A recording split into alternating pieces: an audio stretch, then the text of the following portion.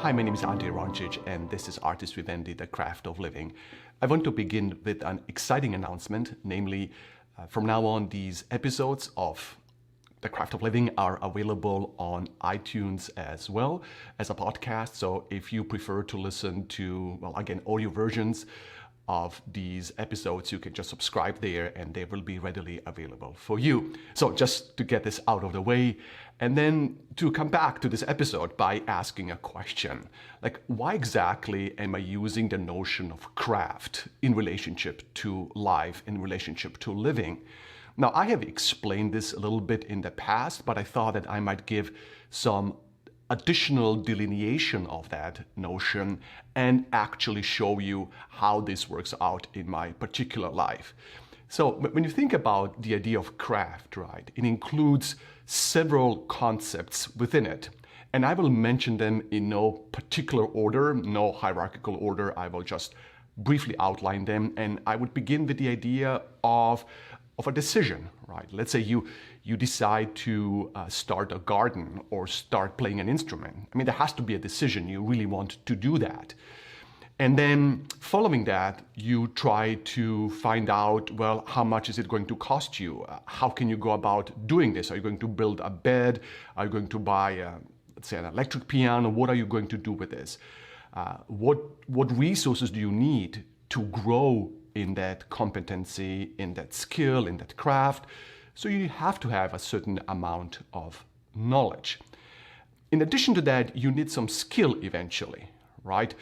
If you do gardening, you need to know when to plant things, how to plant them, how to space out the plants. If you play piano, you need to begin in a certain sequential order, I would say.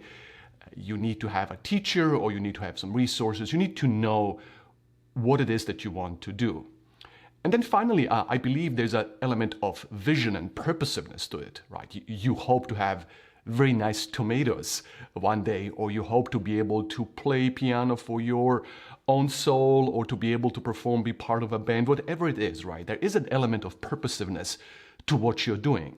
Now, when you look at the purposiveness, when you look at goals, when you look at outcomes associated with a specific craft, they again can come on different levels. They can come in different forms. There might be some ultimate goals, right? You eventually would like to be proficient to be able to improvise a jazz piece, for instance, if you play piano. And there can be intermediate goals and purposes. You want to be able to play scales. You want to be able to manage to learn how to play different notes and different chords. And, if that is what we are talking about. So purposiveness comes in different guises, in different ways, in different levels, I can say so. You have different goals associated with a particular craft. So when we talk about the craft of living, when we talk about life, the element of purposiveness, again, can be discussed on many different levels. It can be discussed in a proximate sense, right? You want to master one particular facet of your life. You want to bring one aspect of your life in order. It's very proximate. It's very focused. Or you can talk about it in a long-term sort of way, like the ultimate purpose of human existence. If you are a believer, a Christian, a Jew, a Muslim, or something else perhaps, right? Perhaps your goal is one day to be able to meet your creator, your ultimate creator. It might be a vision of eternal life. It might be a vision of sort of the beatific vision, if I can use a concept from Roman Catholic theology and spirituality, this idea of encountering God one day. So it can be that. So it can be proximate, it can be ultimate, and then also it can pertain to different aspects of life, right? You have certain goals in the vocational domain. In your work, you want to get promoted, you want to grow, develop competencies, and then you want to grow perhaps in the relational sphere, or perhaps in the sphere of physical fitness and wholeness. So again, you have different goals depending on the sphere of life that you are talking about. So I believe that anyone who wants to live life, right, who wants to grow into a life lived to the fullest, to the best of your abilities, to the best of your capacities, to the best of your unique individuality in the socio-historical circumstances in which you find yourself. You need to have that kind of a vision and goal and something that you really aspire towards. I don't think that good life just happens, right? I would think that many people who perhaps don't think in terms of goals, they don't really wake up and write down these goals and purposes, they still do pursue certain visions, even if it is more implicit or they have acquired those goals from people around them, but they still have a certain kind of directionality. So the basic then intuition is, the basic idea behind the craft of living is that, first of all, to have a full life, a full existence, which we can describe, of course, in different terms, and people will describe it in different terms, has to be driven by a specific vision, undergirded by a set of values, with the understanding that this is something that is not happening overnight, but something that you're getting better at after many failures, many experiments, many strategies that prove to be perhaps not quite efficient, and then you try different things. So that is included in the notion of the craft of living. Now, I have to say honestly that for many years, the notion of a vision, right? The notion of having clear goals didn't really work for me. And whenever I would encounter such recommendations in different leadership books or productivity books or self-help literature or even books on spirituality, I usually had a very adverse reaction to this, to that notion. And the reason was that it didn't really work for me.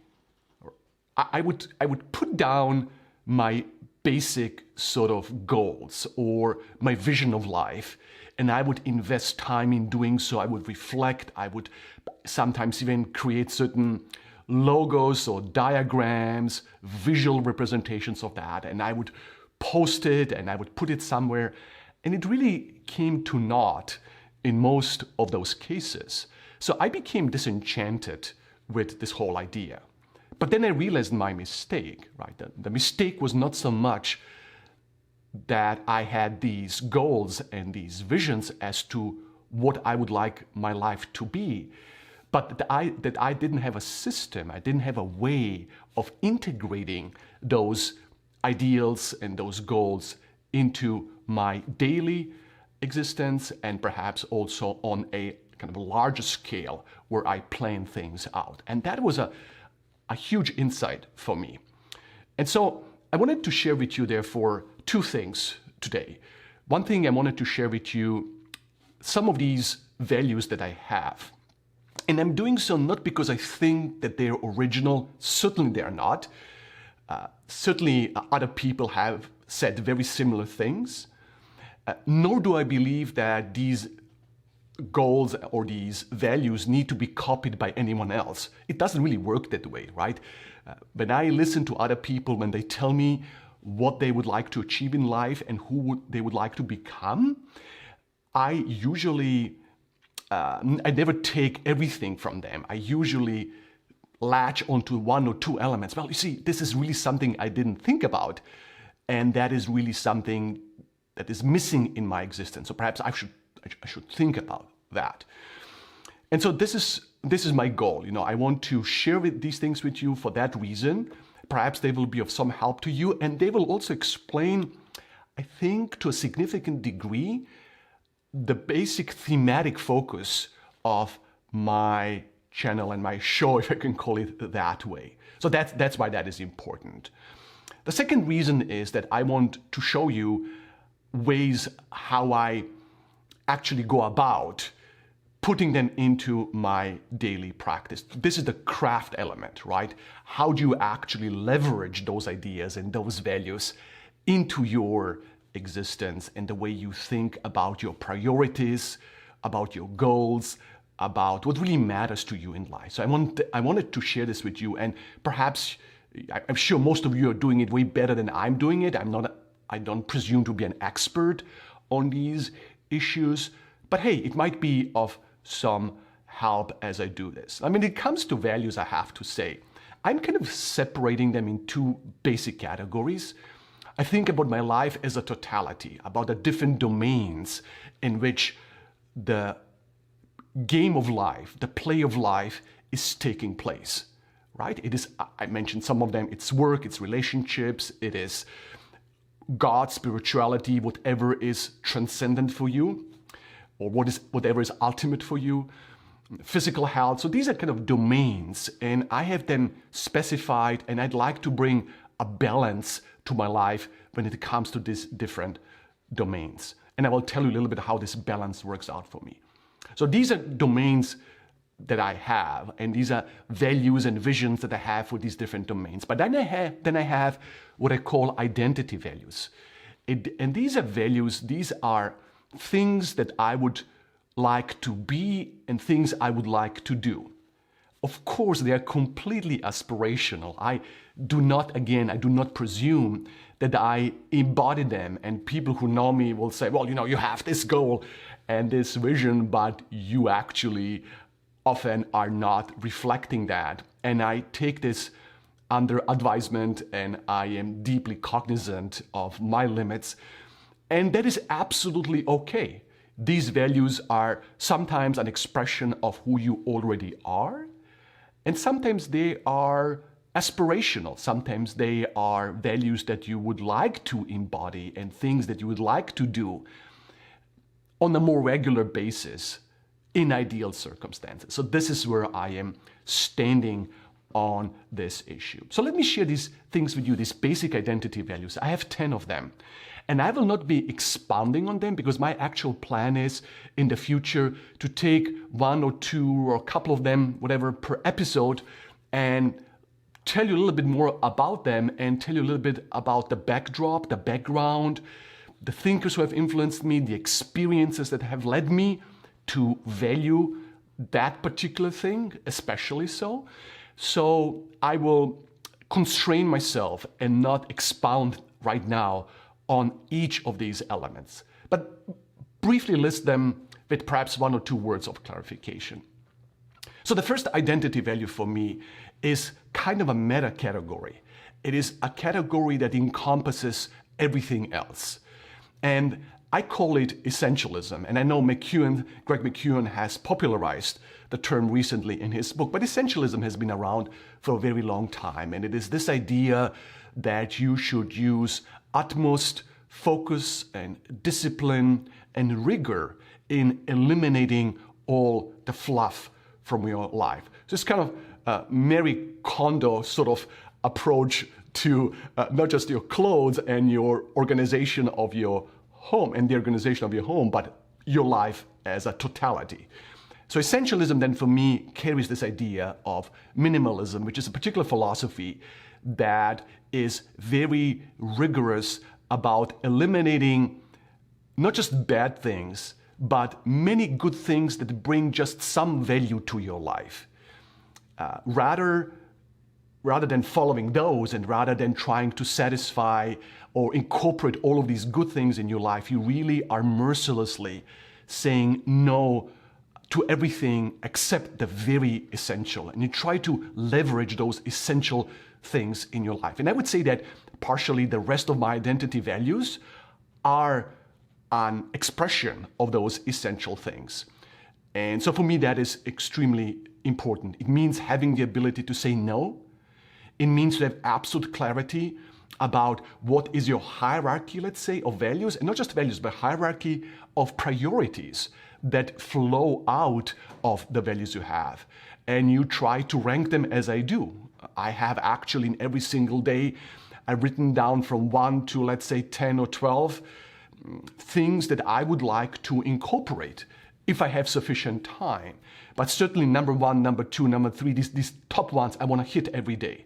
Like exercise, time of meditation and reflection, work I have to do, reading I'd like to do, family. And I have these very, very specified, these things are specified in a hierarchical order. Of course, you could kind of shift them around. It doesn't really matter if something is 3 or 4, but you get the gist of that. So, for instance, when I am confronted with something that is way down on my list, let's say number 12 or 15, And I want to do this now. I want to watch this show. I want to watch this whatever game on my computer. If I have the presence and if I have a sense of mindfulness in that moment, ideally I would ask myself, okay, now you want to do this, but the thing that you really value, right? You haven't done it today yet. You haven't yet exercised. You haven't yet spent whatever your half an hour in reading a book that really is very important to you. So why are you doing this? And having even if I fail to follow that, but I have a sense of mindfulness about it, I think in the long run that gives us a discipline in life. So that is how, for me, the focus element, the essentialism element works. That's number one. Number two is what I call generally surrender. For me, my life is deeply rooted in a belief and surrender to something that is way above me, to a divine presence, to God, who I love and whose I pursue and whom I would like to understand, who I'd like to connect to and be close to. So for me, the spiritual aspect, this was kind of put in a very sort of cumbersome way, but the basic point is that the element of transcendence, the element of spirituality is deeply important to me. And it has, again, two elements to it. First of all is this element of surrender. And the idea of surrender is not rooted in any notion of fear. It is really rooted in a deep conviction about my own finitude and brokenness and need. I just don't trust my reason to make ultimate decision, given the way our cognition is deeply flawed, conditioned, ravaged by various forms of cognitive biases. I just don't believe that I can fully trust my autonomy in that regard. I am not as nearly original as I think I am, and so I need truth to come from outside of me, and that is this idea of surrender. Of course, this could be articulated in different ways, but that is one aspect of that fact.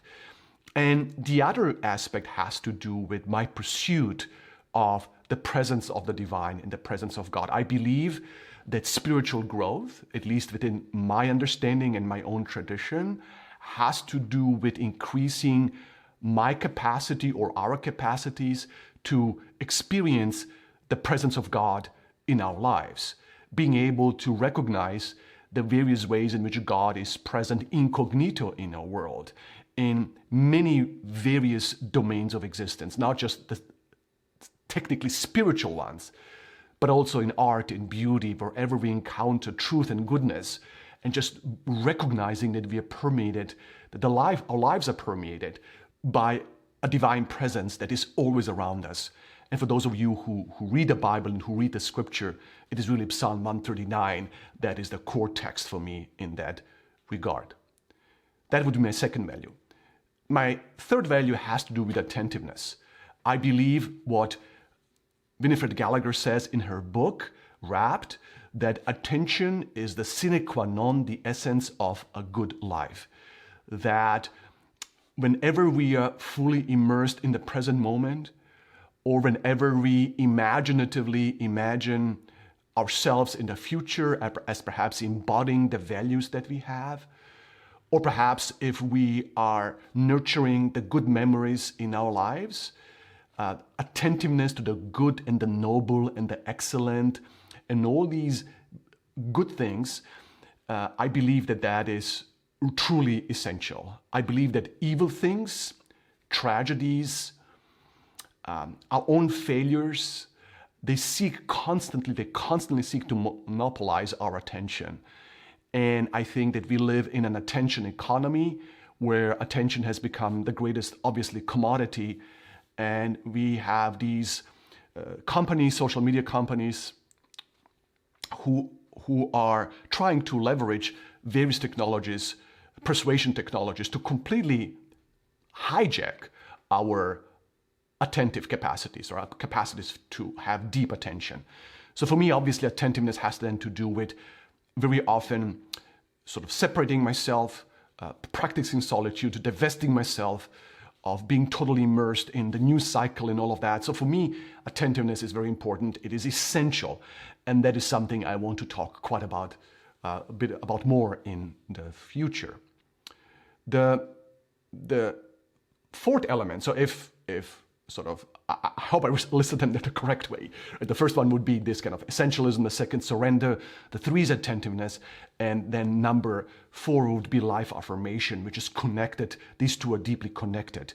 And that for me means the practice of gratitude. It means to curate my mind, not in a sense that I pursue some very naive version of positivity thinking.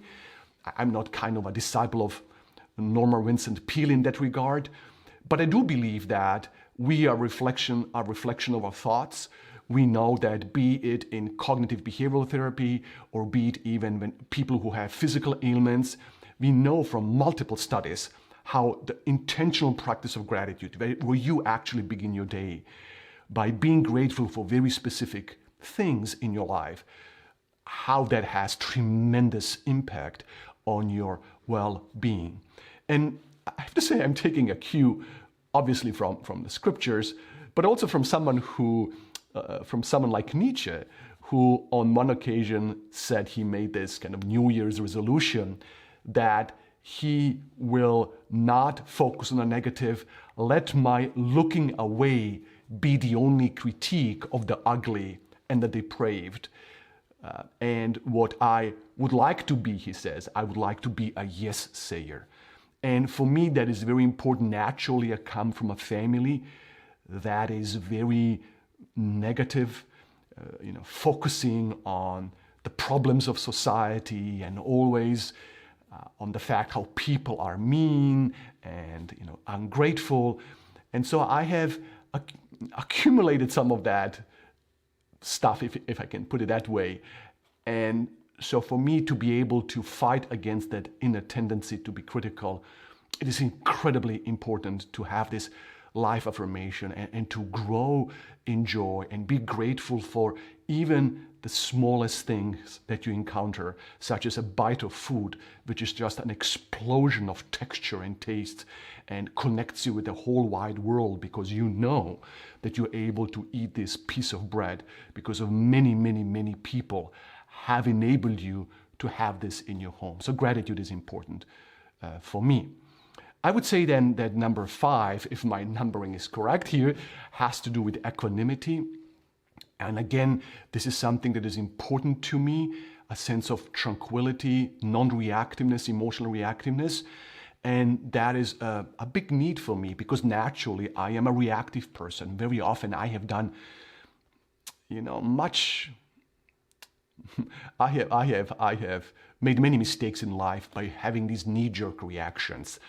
And for me, having equanimity is essential for any conception of human flourishing. Now, I don't care at this moment how you define human happiness or human flourishing or shalom, whatever language you want to use. But it is very hard for me to imagine that you can give any definition of happiness that does not include something like equanimity or contentment or tranquility. Right? And we know that Paul in Philippians chapter 4 tells us how he has learned to be content in all life circumstances. I believe you can have contentment without human flourishing. Now, we can talk about this in some other point, because human flourishing for me is a more encompassing term. But I don't think that you can have human flourishing without contentment, and that is a very important element for me. Number 6, again, is connected the same to equanimity, and that is self-discipline or grit or resilience or perseverance. I can use different terms for that. So the same way in which focus is related to surrender, essentialism is related to surrender, and attentiveness to life affirmation. So also equanimity and resilience or self-discipline or perseverance are strongly related, and you could actually treat them together as two aspects of what some people are referring to mental toughness or simply grit or self-discipline.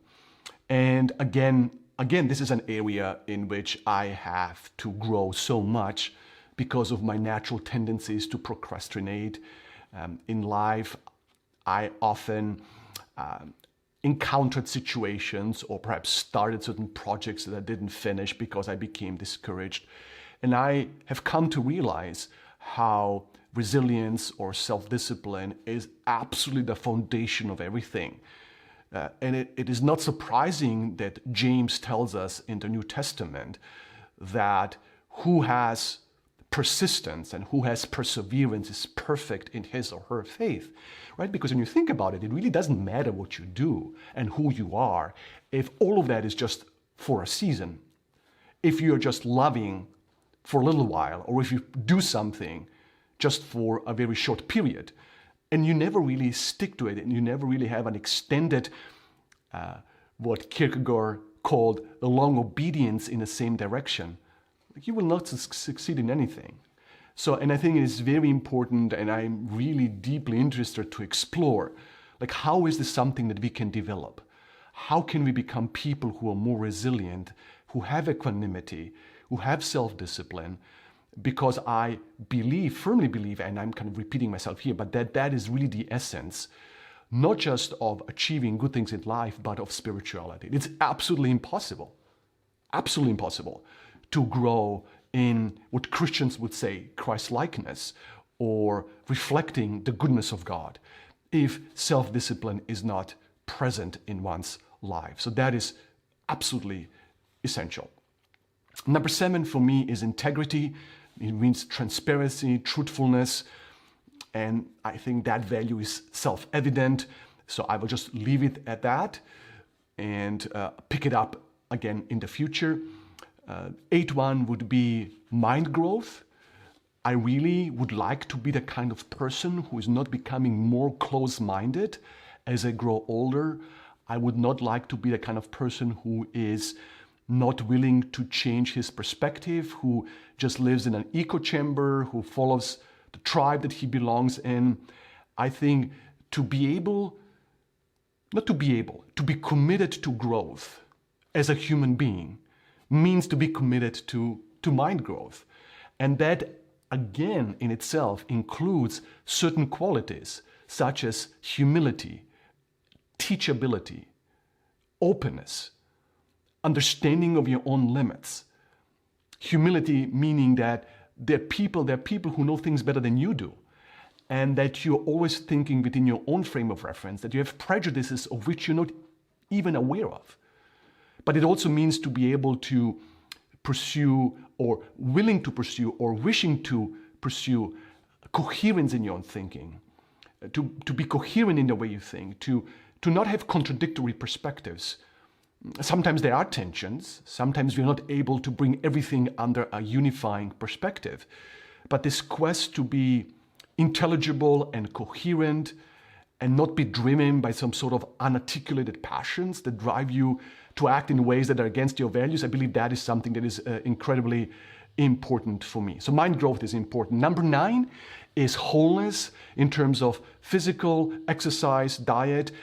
Personally, I follow a plant-based, whole food, sugar-free diet. I have to be sugar-free because I have addictions to sugar.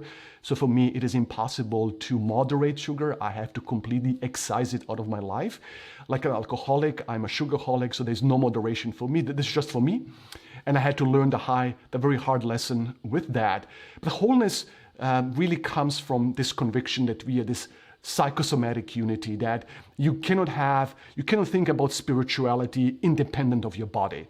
Because if you are constantly tired, if you don't have enough sleep, if you don't exercise, that affects your mind, affects your sense of collectedness that you have or don't have it.